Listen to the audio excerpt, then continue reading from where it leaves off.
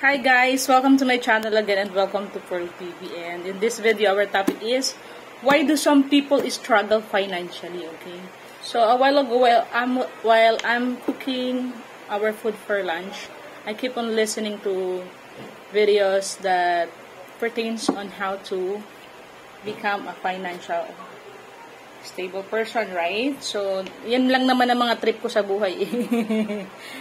Mag-read or mag-listen ng mga stories about money making, okay? And of course, current events from time to time, okay?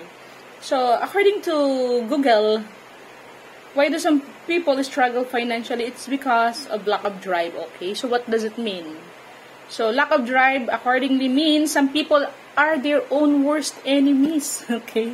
Kalaban ng tao ang kanyang sarili. In that they simply don't have the desire to become financially stable. Yes, okay? Kasi may mga tao na they don't care about money making, okay? They just want someone to give them from time to time, right? So, yun yung enemy talaga ng tao, yung sarili. Kasi parang nagiging very complacent that someone will give them money from time to time, or na parang nasa comfort zone na, okay? Na okay na to. Maayos na yung trabaho ko, hanggang dito na lang ako. They don't want, ang tawag nito na, medyo umangat yung earning, tawag nito, earning nila, kada buwan, okay, kumbaga, okay na to, pagtipidin na lang natin. Tapos, at the end of the day, kulang. So, people struggle financially, mangungutang. So, that's the tendency, right? And number 2 is the lack of opportunity. If you live in an economically depressed area, it's hard to find opportunities, yes.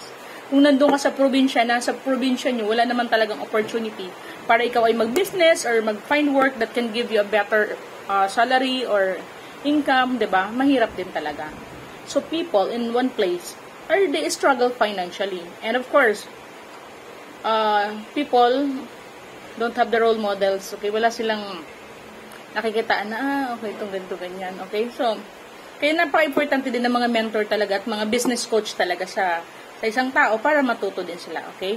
And number 3 are poor role models. May mga tao na they look up to, but hindi naman mga ano yun eh, mga tao na may pangarap sa buhay, okay? Yun yung mga nagiging role model nila. So, dahil yun yung role model nila, nagiging ganun din sila, di ba? Parang ano din yan eh, kung ano yung kinakain mo, nagiging ikaw yung, right? Kung ano yung tinitingnan mo, syempre, magiging ganun ka din. Kung ano yung binabasa mo, pinapakinggan mo, inaaral mo, so magiging ikaw yun, okay? So, ganun yung guys, okay? And number 4, accordingly, is physical and or mental disability. Okay? May mga tao talaga na hindi naman natin maano talaga na they are incapable of thinking about ganyan. Hindi naman kasi tao lahat okay yung mental health, right? So, yun. And number 5 is overspending. May mga tao na sobrang gastos. Sobrang gastos. Porque akala nila may malaking pasok sa kanila ng pera. Hindi nila alam na mas malaki na yung labas kaysa in. Okay? So, wala silang check and balance. Ilan ba yung pumapasok sa akin ng pera buwan-buwan? Ilan ba yung ginagastos ko buwan-buwan? So, maraming gano'n, napapasubo na mag-purchase ng ganito, mag-purchase ng ganyan. At the end of the day, yung income nila kulang pala. Kulang na nababaon sila sa financial, sa mga loans, etc. and gano'n.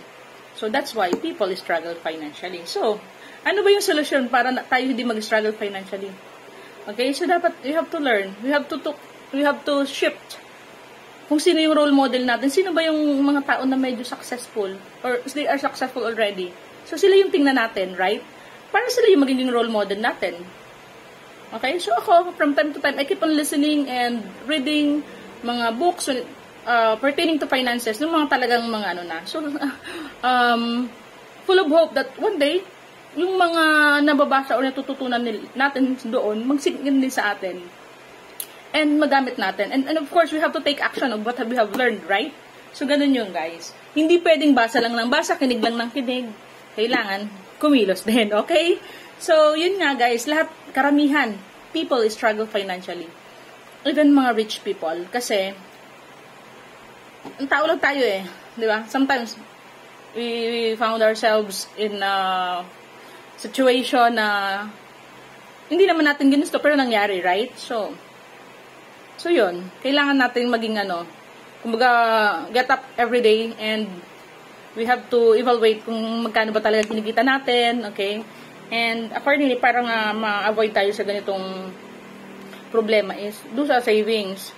Saving a bit of penny or mag-save para kahit papano in the case of emergency, meron tayong mahuhugot. Okay? Hindi yung sinahod mo 50 mil kada buwan, sasabihin mo hindi kaya mag-save ng 10,000. Hindi dapat ganon. So, let's say, every day, pagkano ba tabi mo?